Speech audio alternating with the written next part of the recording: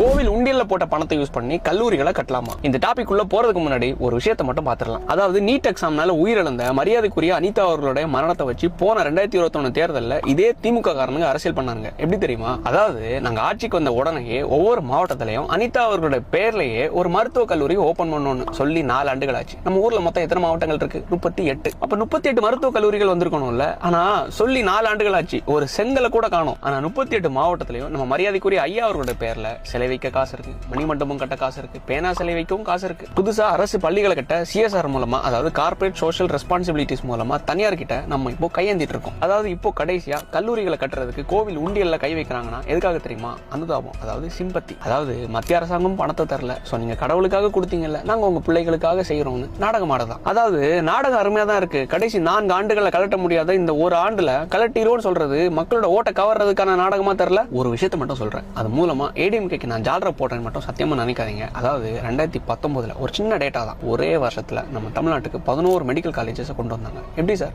உண்டியல தொட்டா. இவங்க கிட்ட பணம் இல்லைன்னா நினைக்காதீங்க சார். அதாவது கல்லூரியை கட்ட தான் பணம் இல்லை, ஆனா பரந்தூர்ல ஏர்போர்ட்டை கொண்டு வந்தே தீரணும்னு இழப்பீட வாரி இறைக்கிறதுக்கும் பணம் இருக்கு. நம்ம தமிழ்நாட்டு மக்களுக்கு சம்பந்தமே இல்லாத கார் ரேஸ் நடத்துறதுக்கும் பணம் இருக்கு, ஏர் ஷோவை நடத்துறதுக்கும் பணம் இருக்கு. கடைசியா பிள்ளைங்க படிக்கிற கல்லூரியை கட்டுறதுக்கு தான் காசு இல்ல. அதாவது மொத்தமா கோவில் உண்டியல 2 பேர் கை வைப்பாங்க. ஒன்னு யார் தெரியுமா? பூசாரி. 2வது யார் தெரியுமா? திருட்டு பையன். கடைசியா நம்ம ஐயா எங்க கொண்டு வந்து நிப்பாட்டி இருக்காரு.